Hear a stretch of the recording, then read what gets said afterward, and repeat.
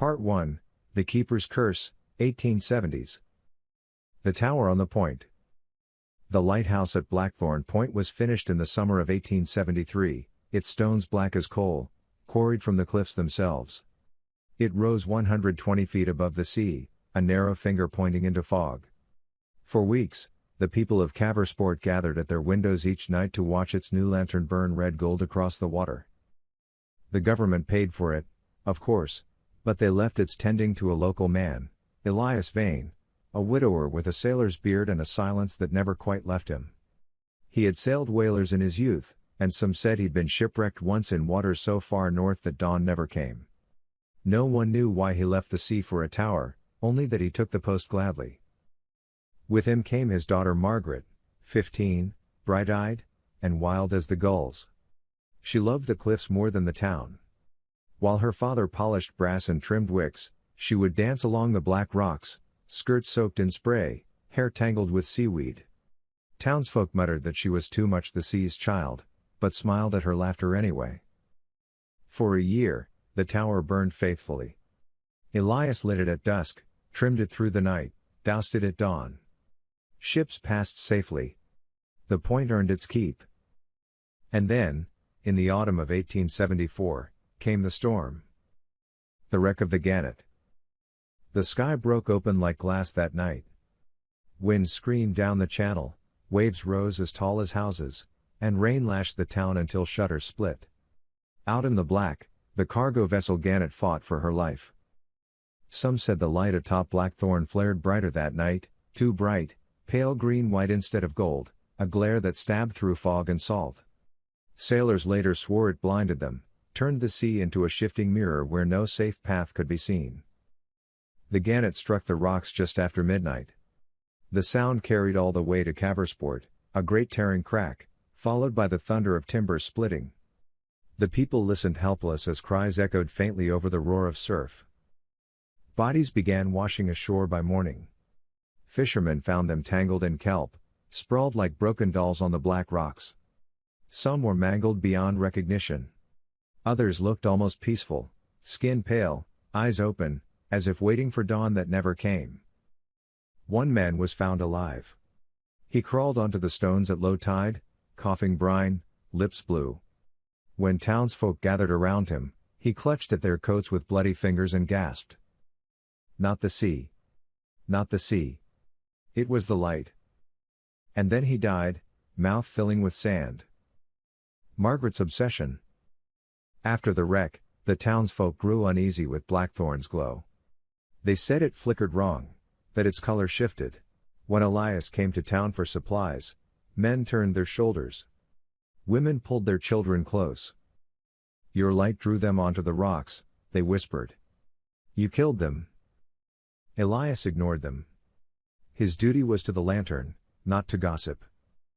But Margaret had changed. She began climbing the tower at odd hours, circling the lantern room with bare feet, whispering as she walked. When her father asked what she was doing, she only smiled and said, listening.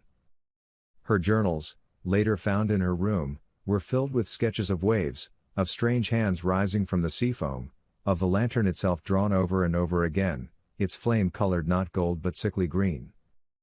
Neighbors saw her standing at the gallery rail at night, hair whipping, eyes fixed on the water. More than once, they thought they saw someone with her, a second figure, tall and thin, leaning close as if to whisper in her ear. On the night she disappeared, her shawl was found snagged on the iron rail of the lantern room. Bare footprints circled the floor again and again, then stopped abruptly at the edge. The sea below was calm.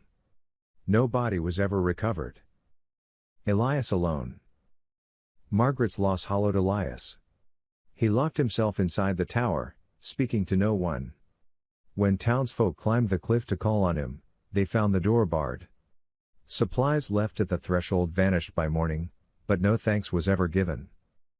Some nights, fishermen swore they saw him pacing the gallery with someone behind him, someone smaller, her hair streaming as if underwater. And the light. Always the light. Sometimes it burned steady. Sometimes it flared so bright it turned the surf to glass. Sometimes it went out altogether, only to blaze back at odd hours. No one trusted it. No captain steered by it. Inside, Elias wrote. His logbook began with neat accounts: lens cleaned, wick trimmed, lantern lit at 6:42. Then the entries grew stranger. The sea climbed the stair tonight. Wet prints to the second landing. She circles the lantern even when the flame is out. The sea is not outside anymore. And finally, the last words he ever wrote. The sea is climbing. The sea is inside. The death of the keeper. Winter came. No one had seen Elias for weeks. At last, a search party went up the cliffs. The tower door was bolted, but when they broke it down, the smell of salt and mildew nearly knocked them flat. They found Elias slumped against the lantern, eyes blackened as though burned out from within. His mouth gaped, and from it trickled seawater, steady, drop by drop, pooling into the shape of a hand on the stone floor. The logbook lay open beside him, pages warped with damp. The last line had been scrawled 3 times, ink smeared as though by wet fingers. The sea is climbing.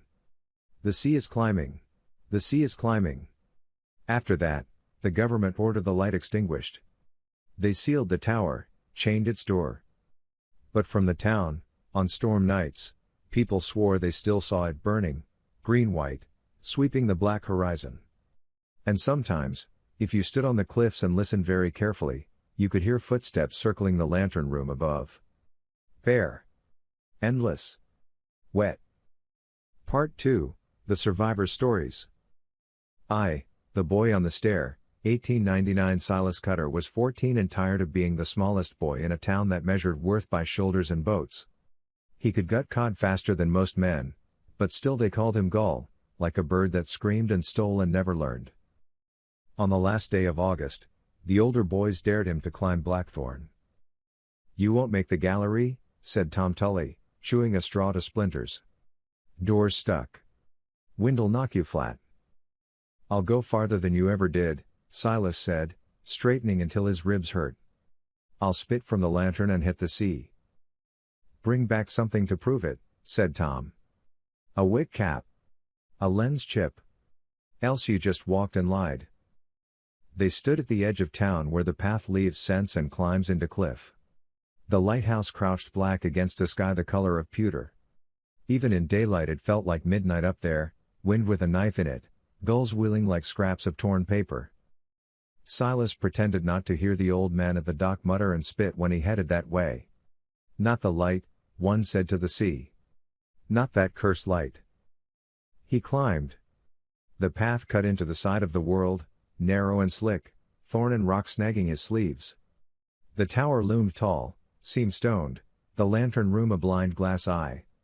At the base, the iron door hung under a chain gone red with rust. Locked, he said, trying to sound disappointed. The door breathed. Not the wind. A drawn-in, pushed-out sound like a sleeping animal that had learned his name. Silas pressed his ear to the iron and flinched, the metal was warm as skin. He lifted the chain. It slid through the hasp with a jolt, as if an invisible hand had relieved him of a burden. The door's weight fell forward into his palms, and he stumbled into stale salt air and the smell of old oil. Inside, the stone stair circled up and up, black treads worn a little hollow by the ghost of steps. The light well above was dim, the kind of light that had to travel through water to reach you. Just stairs, he told his breath. Just stairs. He climbed. Every 15th step, a slit window cut a slice of sea into the stone, and with each window the water looked nearer. Not nearer in distance, nearer in attention. It felt like it had turned its face toward him and was considering. At the second landing, he found wet footprints. Bare. Small. They circled the landing once, twice, then up to the next flight, water beads glinting like scales. Silas put his foot beside one and saw that his heel was a child's compared to it. He followed anyway, because pride makes a boy touch hot iron twice. At the oil room, the door was ajar. He pushed it with 2 fingers and saw a rack of empty cans, a ledger gone buckle backed with damp, a girl's ribbon curled in the corner like a sleeping shrimp, Blue faded to gray. He picked it up. It smelled like salt and something sweet beneath, like old lavender in a drawer. He turned to tuck the ribbon into his pocket and met a girl at the threshold. She was not quite there. You could see through the wash of her hair to the iron rail behind. Water dripped from the ends to the floor and made no sound. Her eyes looked like the undersides of waves, green as glass, white as knives. "You shouldn't be here," she said. Silas's mouth found a laugh it didn't mean. "Neither should you." Her lips moved in something like a smile but wrong at the corners, like a cut that had healed badly. "I never leave," she said. "I circle." "He circles. We all do. It keeps the light pleased." "Are you," he knew her name the way you know a storm is about to turn. "Margaret?" She cocked her head, listening to something he couldn't hear. "He's trimming," she said softly. "He still trims when there is no flame. He thinks if the wick is perfect it will turn gold again." "I have to go up," he said, though he did not. "They dared me." The girl turned sideways, the way a fish turns to show you it can vanish any time it wishes, and pointed up the stair. "Bring back something pretty," she said. "It's prettier up there when it's wrong." At the lantern room, the floor glistened. Salt water lay in a skin-thin film, strangely still, like glass pretending to be river. Bare prints circled the lens, around and around, small and sure, the water renewing itself like sweat. Silas stepped into a print and felt cold from ankle to throat as if the tower were a throat and he a swallow. The lens was cracked like ice. In its center, the mantle hung charred and collapsed, but beneath that black gauze a live light pulsed, green-white, not burning in the air but swimming. It pushed its glow into the glass and then drew it back, like a tide breathing in the space of a heartbeat. Silas leaned closer before he knew he had moved. The light brightened as if pleased by recognition. In it, something rose from below, a face, no, many faces, turned upward, mouths open, eyes washed pale by the sea. He tried to step back and his feet did not belong to him. The gallery door shuddered. The wind outside had stopped. The sound that filled the lantern room came from far below, a low whump, whump, whump as if the sea were climbing steps. "Don't look down too long," said a voice beside him, Margaret, whispering, hair laying itself along his sleeve like wet rope. "It looks back." Silas swallowed the name of God. He lifted his hand toward the lens because Tom Tully had dared him and a boy prefers to die than back down. His fingertips brushed the glass. The cold came through him like a wire. He tasted salt and copper, his lungs seized in a gulp that filled them with nothing but the idea of water. In the shine of the lens he saw a small boy spitting at the sea and the sea opening its mouth to drink. Something soft touched his cheek. A small, wet hand. Margaret's? No. This hand was younger. It smelled like brass and something burned. It pressed against his mouth and nose sweetly, firmly, like a nurse making certain a child slept through the fever. Silas tore away. The glass gave under his palm as if it had been waiting for his heat. A sliver came away clean, a crescent of lens bright as a fish's back. He clutched it and ran. The stair tried to carry him the wrong way, but panic has its own physics. He stumbled out into noon that looked like dusk. The door slammed at his heels. The chain fell across it of its own will with a single satisfied clink. He didn't stop running until the path widened into town. He fell to his knees in the grit, coughed, and coughed again. The sea came out of him in a thin stream, salt water, forward onto the ground. His lips went blue while the sun still warmed his neck. Tom Tully reached him first. "You went," Tom said, voice trying and failing to be impressed. "What did you bring?" Silas opened his hand. The glass crescent glowed sallow green in the light. Tom reached for it. Silas jerked his hand away so hard the shard bit his palm. A drop of blood fell into the glass and spread like a pale petal. That night, Silas lay in his bed with the window open to the sea. His mother put a damp cloth on his forehead and whispered prayers she'd learned before she believed them. His cough deepened from salt to something worse. Just after midnight, he sat up, eyes wide as if listening for a call, and opened his mouth. Water poured out. Not a gush. A steady, patient spill, as if a lantern overflowed. It soaked his nightshirt, then the ticking, then the floor. His mother cried for the doctor, for the priest, for anyone who had hands. It didn't matter. Silas's eyes turned the color of the lighthouse light, then went dull as shells. His lungs emptied into the world and were packed with nothing useful afterward. In the morning, Tom Tully found the shard of lens on his own windowsill, beaded with dew and something sticky that smelled faintly of iron. He dropped it and it did not break. When they laid Silas out, his lips were sea blue, his hair salt stiff, and a ribbon, blue faded to gray, was tied around his wrist, though no one in the Cutter house owned such a thing. The priest turned it without touching and read the name stamped into the brass bead, M. Vane. At the lighthouse that day, the gallery rail bore 4 wet handprints. 3 small. 1 broader. All faced inward, as if pressed from the seaside of the air. 2. 3 men and a light, 1923 by 1923, Caversport had learned to keep a wide berth. Men still fished, hunger answers more prayers than God, but no one steered by Blackthorn or spoke its name without spitting. That spring, a storm blew in sudden and mean, all white teeth and no warning. 3 men on the dragger Jenny June saw the line of black advancing and ran for the cove under the point, the only cover within reach. They were Jonas Pike, broad as the boat and stubborn as rope, Mateo Alvarez, new to these latitudes, hands soft on the line but fast, and old Crowley, who had fished so long his face looked carved from driftwood. Better rocks than open water, Jonas said, shouting over the first bullets of rain. We'll sit it out and drink what we got. The tower's cursed, Crowley said flat. It's closer kin to the sea than to men. The tower's stones, Mateo said. Rocks don't care what we call them. Thunder answered.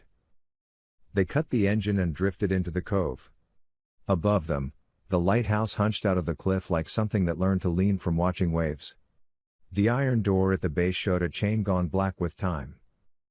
Under the gallery, Jonas said. We can tuck, lash off, pray. The storm arrived proper. Rain hammered hats and backs. The sea turned to chopped metal, edges everywhere. Lightning stitched the horizon. In that needle bright, the lantern room flashed, just once, pale green-white, though no wick should have held a flame. Old Crowley crossed himself without hurry. It sees us, he said. They tied to an iron ring embedded in rock and climbed the slick steps to the door, the wall sheltering them a little from the worst. The chain sagged as if someone unseen lifted it. Jonas frowned at nothing and pulled it free. We'll be drier inside. The government sealed it, Mateo said. You see a seal? Jonas said, and put his shoulder to the iron. The door gave with a sound like a side turned into a hinge. Inside, the air was old oil and fungus. Their lantern's flame behaved badly, stretching sideways as if the draft came from below. The stair rose in a lazy corkscrew, water already sipping down from somewhere above, each drop thick and green-tinged. Oil room first, Crowley said. If there's anything to burn, we keep it warm. I've had worse nights in worse places. They found the oil room as empty as a tooth pulled clean, racks bare, ledger open to a page where ink had fled the lines like little rivers. In the corner, a coil of rope lay damp and neatly looped, too neatly. Jonas reached for it and pulled back, the fibers were wet from within, like a sponge that had never seen air. Thunder banged their names together. Up there's drier, Mateo said, nodding to the stairs. We wait, we go. Jonas went first because it is easier to lead than to follow fear. At each slit window, the sea showed a face. At each step, the stone sighed as if remembering other boots. Halfway up, Mateo halted. Do you hear that? They listened. Not the storm. A faint soft slap. Bare feet turning above them in a circle. Once around. Twice. Again. Ghosts, Crowley said, as if choosing a word from a shelf.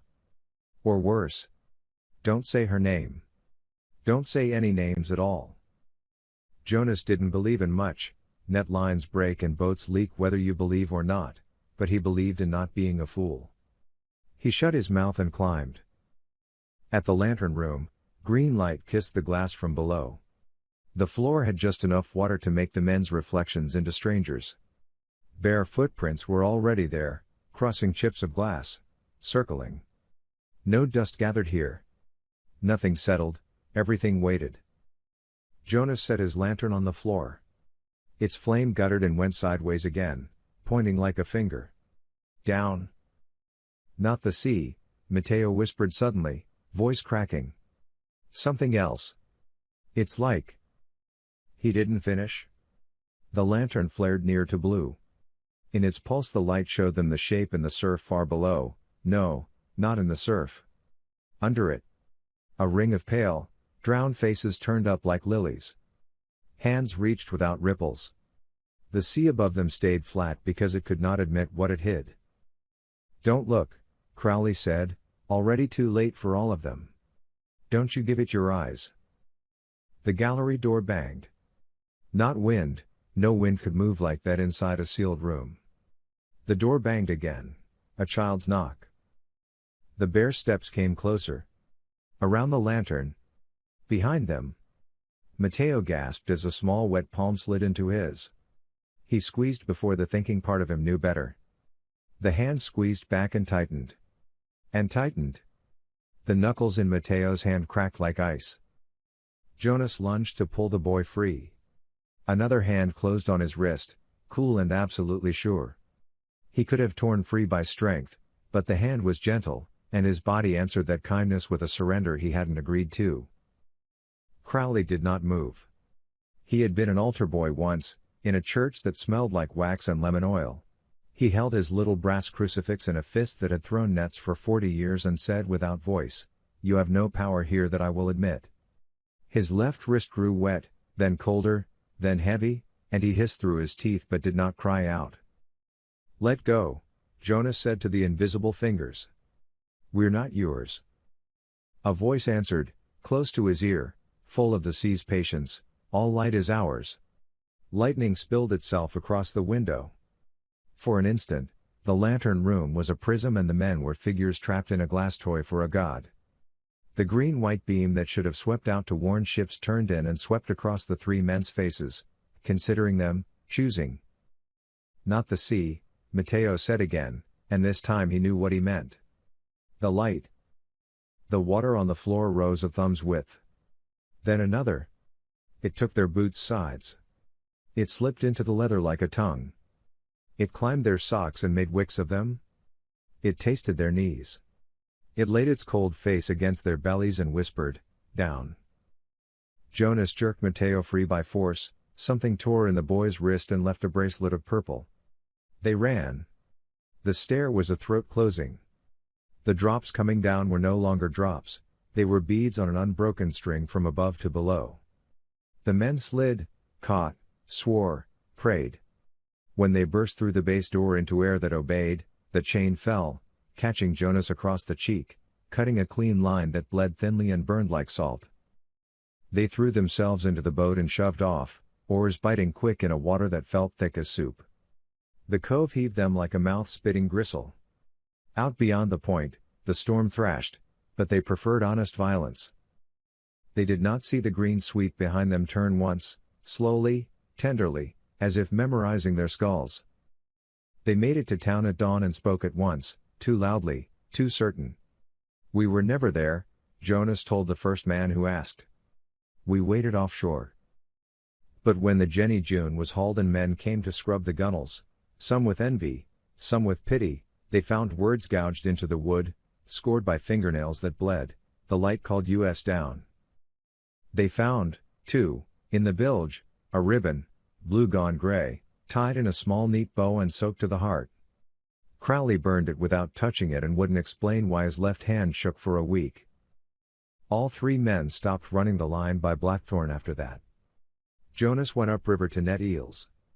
Matteo signed onto a coastal steamer and drank his wages between ports. Old Crowley fished from shore with a pole, And when a boy asked him why he'd retired, he said, "I have nothing the light needs anymore," and refused to teach the boy to tie a bowline. The chain on the tower door lay in the same fallen curve, a black smile in the spray. 3. Coast Guard Report, edited, 1951 United States Coast Guard. District 1, Incident Report. Subject, Investigation of Light Activity, Blackthorn Point, Decommissioned Vessel, CG 45118. Crew, BM1 Henry Donnelly, Coxswain, RM3 Frank Dwyer, Radio, SN Lee Cho, Crewman, EN2 Carlos Mendez, Engineer date, October 14, 1951. Status, Confidential. 1,200 hours, Station receives multiple civilian calls, light seen at Blackthorn. Wrong color. Sweeping the bay. Decommissioned status confirmed. Orders received to investigate. 1,330, CG 45,118 departs Caversport in fair weather. Barometer steady. Sea moderate. 1,405, approach to Blackthorn Cove. Tower observed silhouetted. No visible light. Sea state worsens unexpectedly at point, confused chop, localized. BM1 Donnelly orders cautious entry to lee of cliff. 1,412, EN2 Mendez reports engine vibration like kelp foul. No kelp visible. Vibration ceases when throttled back. Returns when throttled up.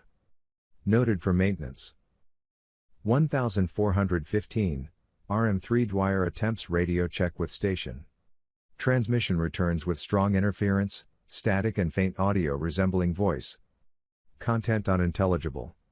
Will troubleshoot. 1,420, SN Cho notes surface anomalies. Water appears to lens upward in patches. Donnelly orders standoff while crew assesses. Dwyer photographs with Argus C3, film later fogged. 1,434, tower door appears ajar. Note, per historical record, door is sealed. Donnelly orders boarding party, Donnelly, Cho. Dwyer remains aboard to monitor radio. Mendez maintains engine. 1,440, ladder to base slick with unidentified gel. Smell, salt, mildew, sweet odor, Cho's phrasing. Door yields easily. Interior extremely damp. Audible dripping inconsistent with observed drops. 1,444, ascending spiral. Barefoot prints observed, size inconsistent, child/adult. Prints appear fresh. Source not found. 1,447, oil room, empty racks. Ledger open to damaged page. Donnelly reads aloud legible fragment. The sea is climbing. Cho reports sensation of decreased gravity for 2 to 3 seconds, both briefly stumble as if step were missing. 1,450, first audible voice event. Transcript approximate per recollection, whisper, female, not the sea. Not the sea. It was the light. Voice appears to originate from below. Dwyer aboard records same phrase via headset interference, later transcription contaminated with static. 1,453, lantern room. Floor slicked with water to depth 0.25. Barefoot prints circling. Glass damage evident. Gallery door closed. Visibility through lens poor, greenish illumination rising from below, not above. Donnelly orders immediate withdrawal due to unsafe conditions. 1,454, lantern room glass emits low frequency hum, approximately 60 Hz. Water depth increases to 0.5 in less than 10 seconds. Temperature drop noted, Cho's breath visible despite external ambient 58 degrees Fahrenheit. 1,455, visual anomaly, figures visible under wave surface, directly below tower base. Multiple faces oriented upward. Note, calm sea directly below contradicts observed offshore chop. Donnelly instructs Cho. Don't look, don't give it time. 1,456, gallery door rattles as if struck from outside. No wind. Water on floor develops directional flow toward center drain, which is occluded. Flow strength increases against boots. 1457. Additional voice events, multiple sources, layered, including childlike laugh. Words indistinct except repeated down. Cho reports tactile contact, small hand, cold, grasping his right fingers. Donnelly attempts to disengage Cho. Both experience sudden muscle weakness described as like a wave through the nerves. 1458. Emergency withdrawal initiated. On descent, step number 23 missing, space of air. Post-incident inspection by Lighthouse board shows no structural failure, stair continuous, Cho falls to knee, Donnelly assists. Both report sensation of pressure urging downward. 1502, egress. Exterior daylight dimmer than expected, clouds have thickened without frontal passage. Blackthorn Cove water appears thicker, Cho's, like glass trying to be water. Return to CG 45118 without incident. Door shuts behind boarding party without human contact. Note: sound recorded faintly on Dwyer's tape. 1507, Dwyer pale, reports hearing phrases through headset despite squelch, stay repeated multiple times, light, inside. Recording attempted. Tape later recovered with sand impregnated into emulsion. 1510, Depart Cove. Engine strain increases beyond expected load. Mendez reduces throttle. Vibration now rhythmic, synced with unknown low-frequency modulation detected on radio. 1522, once beyond line of sight of tower, vibration ceases. Radio clears. Weather clears within 1 mile. Crew displays fatigue disproportionate to exertion. Post-operation medical, BM1 Donnelly, SN Cho, cold exposure symptoms despite mild conditions, fine sand present in nasal cavities and under eyelids.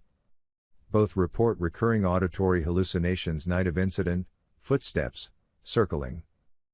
Outcome: USCG recommends formal notification to Lighthouse Board, Blackthorn Point remains hazardous. Further entry not advised. Addendum, unofficial, weeks later, BM1 Donnelly found deceased at home, presumed myocardial infarction. Autopsy reveals lungs with significant sand content inconsistent with environmental exposure. SN Cho transfers to Inland Station. RM3 Dwyer requests reassignment, later institutionalized after progressive insomnia and aquaphobia.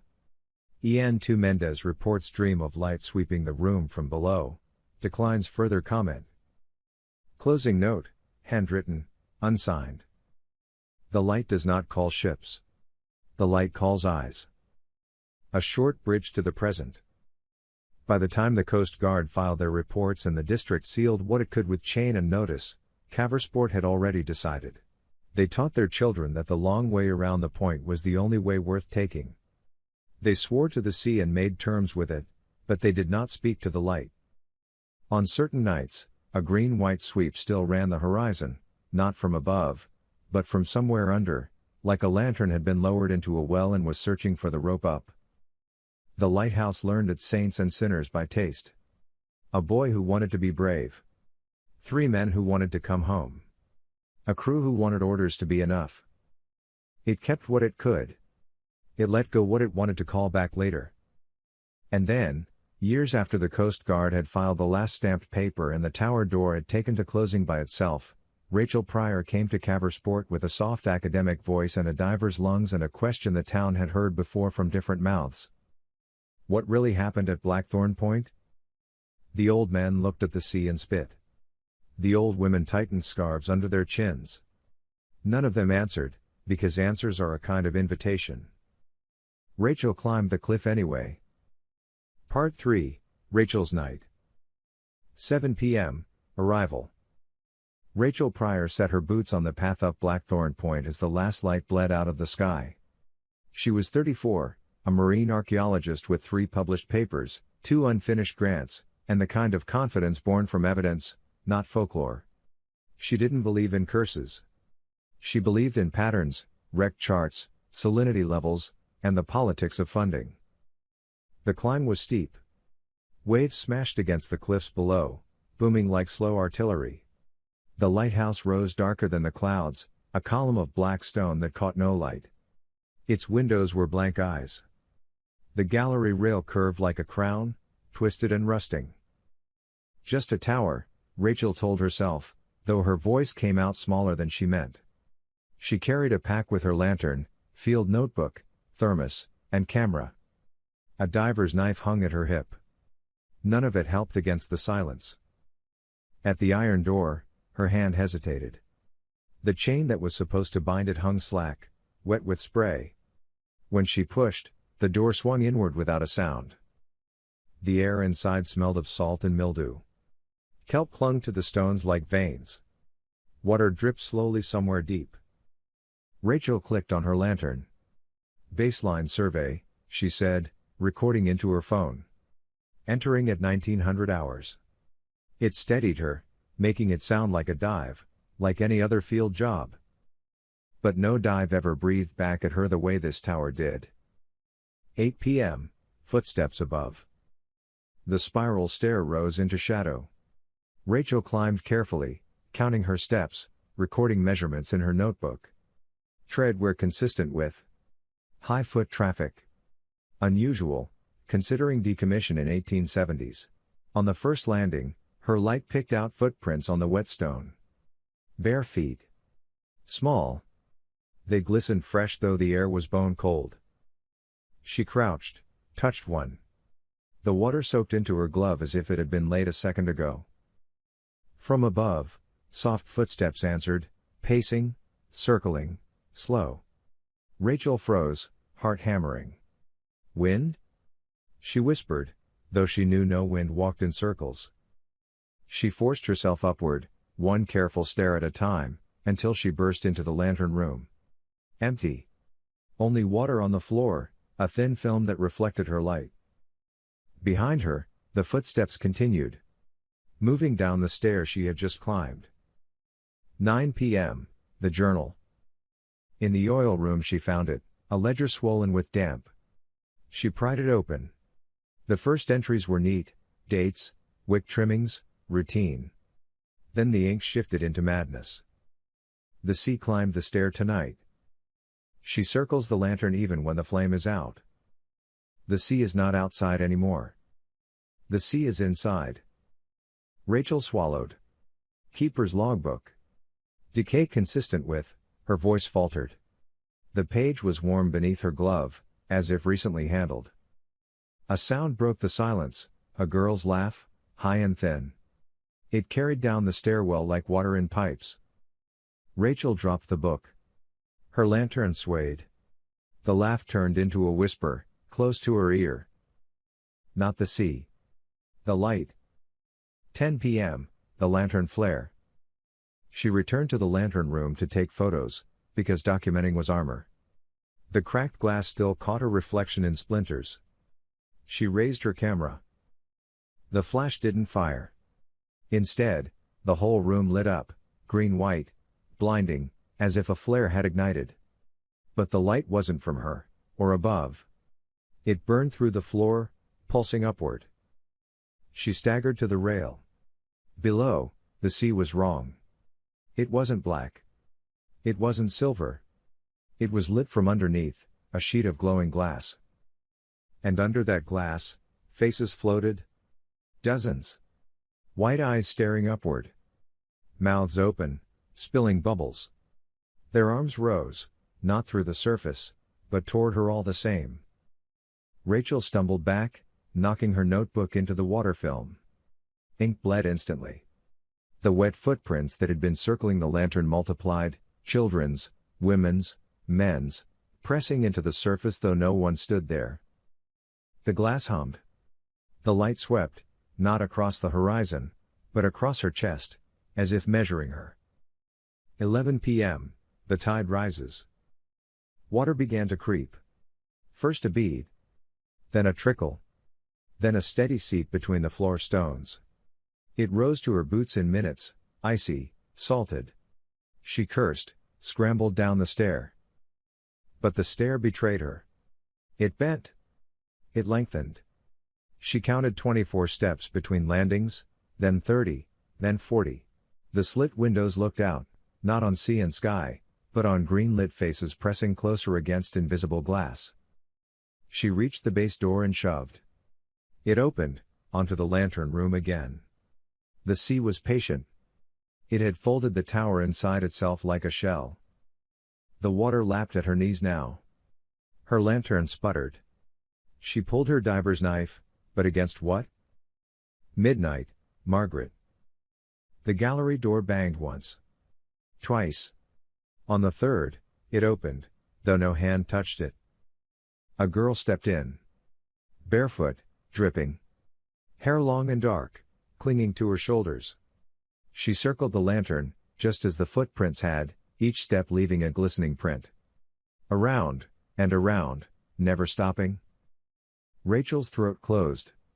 Margaret Vane, she whispered before she thought. The girl looked up. Her eyes were pale as drowned glass. Her mouth opened. Water spilled down her chin in a thin, endless stream. She lifted her hand, beckoning. Rachel backed against the wall. The girl smiled, too wide, teeth black with sea. The whisper came again, layered, hundreds of voices behind it. Down here. Stay. 1 a.m., the dead return. The water reached Rachel's waist.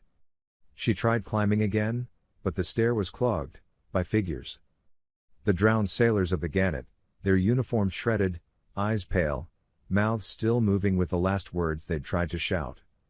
The fishermen of 1923, dripping nets from their shoulders, hands raw where fingernails had torn at wood. The Coast Guardsman, face bloated, lungs still packed with sand spilling from his lips. They crowded the stair, shoulder to shoulder, yet made no ripple in the water. They only whispered in unison. Not the sea. The light. Rachel shoved through them, but they gave way without touch, like smoke. Their eyes rolled to follow her. Their mouths smiled as if they had all been waiting for her. 2 a.m., the lantern breathes. She reached the lantern room again. The water there had risen to her chest. Waves lapped though no wind stirred. The glass pulsed brighter. The hum deepened until her bones vibrated. Rachel pressed herself to the rail, looking out. The sea below was gone. In its place, an abyss lit green-white. The light did not shine into the abyss. The light shone from it, sweeping upward. Her lantern died. Only the sea's light remained. Stay, said 100 voices. One more. One more. A face rose beneath the floor water, Margaret's, hair streaming, smiling. Hands pressed up through the stones, slick, dripping, patient. One found her ankle, another her wrist, another slid cool and gentle against the back of her neck. The glass above her cracked. A single shard fell, splashing silently into the rising tide. 3:00 a.m., the embrace. Rachel tried to scream, but the water filled her mouth. It climbed higher, past her ribs, to her throat. She kicked, flailed. The hands were not cruel, they were careful. They held her with a nurse's touch, a lover's grip, a child's need. The last thing she saw was the light sweeping across her face, pausing, considering, claiming. Then she was gone. Pulled through stone. Pulled through light. Pulled down. 4 a.m., silence. By dawn, the lighthouse stood quiet. The water receded, leaving no trace. Rachel's notebook floated against the lantern base, pages warped, the final line still legible. The sea is climbing. The sea is inside. Part 4, The Aftermath. Dawn over Blackthorn. At first light the sea lay strangely calm, as though it had never known a storm. The cliffs were wet, gleaming like fresh-cut obsidian, gulls wheeling silently above. The lighthouse stood unmarked against the gray horizon, a black seam in the sky. Its lantern, shattered decades ago, caught nothing of the morning sun. But fishermen in Caversport swore they saw it anyway, a green-white sweep cutting across the horizon, too faint for day, too wrong for comfort. The light passed over the boats once, slowly, like an eye sliding across faces in a crowd. Then it went dark. By mid-morning, a trawler reported finding a small skiff adrift 3 miles south. No one aboard? Its engine sputtered, out of fuel. The bowline was coiled neatly on the deck, the way a practiced hand leaves it when they expect to return. Inside lay Rachel Pryor's gear, a lantern, a field notebook swollen with salt, a thermos of coffee still half full. The diver's knife was gone. Her phone was ruined, screen shattered, but its recorder app had been running when it drowned. The only sound on the file was the tide, and beneath it, a chorus of faint voices repeating the same word until the battery died. Stay. Stay. Stay. The Coast Guard filed their report. They listed her as missing at sea. Nothing else. The sea claims many, they reasoned, and better a clean explanation than the one that would keep families awake. But the town knew. The widow's lantern. At night, when the fog lay thickest, women of the town whispered that Rachel had joined Margaret in the endless circling around the lantern. Some said they'd seen 2 shadows pacing now, not one, their reflections sliding across the broken glass. Children dared each other to walk the cliffs. None made it far. They said the air grew heavy there, as though full of water, and they'd turn back gasping. One boy swore he saw a woman's face in the surf, pale hair streaming, whispering "Don't look" before vanishing. Fishermen refused to land in the cove. Nets snagged on nothing. Lines came back slick with seaweed tied into knots they hadn't made. On more than one morning, boats tied fast in the harbor had a ribbon left on their bow, a thin strip of blue, soaked, with initials inked long ago into the fray, M.V. The notebook. Rachel's waterlogged notebook sat in the museum storeroom, locked behind glass. Most of its pages were ruined, ink run into blue-green stains. But one section survived. The final entries, written in a hand that grew shakier by the hour, said 2,000 hours. Footsteps circling above. Print small, wet. 2,100. Found keeper's log. Mentions sea climbing. Sounds consistent with footsteps. I'm not alone. 2,200. Lantern flared green-white from below. Faces visible under surf. 2,330. Water rising inside. Spiral stair lengthens unnaturally. 0010. Saw her. Margaret. Still here. 0200. All of them. Sailors, fishermen, Coast Guard. They whisper together now. 0345. I understand. Not the sea. The light. The light is alive. 0400. The sea is climbing. The sea is inside.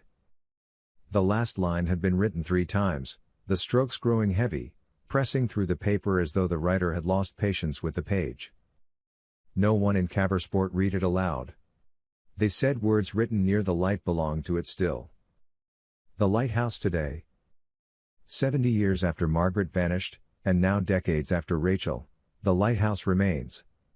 The government never demolished it. The cliffs are too steep. The stones too stubborn.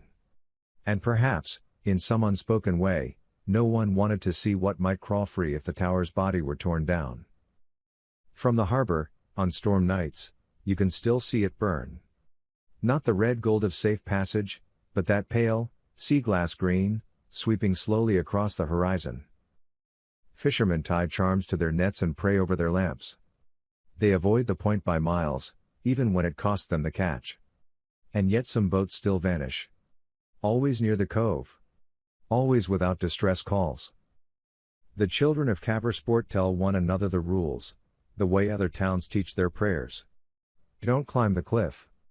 Don't follow the light. Don't answer when you hear your name in the waves. And sometimes, when the fog is thick, you can hear footsteps circling in the lantern room above, endlessly, endlessly. Sometimes one set. Sometimes 2,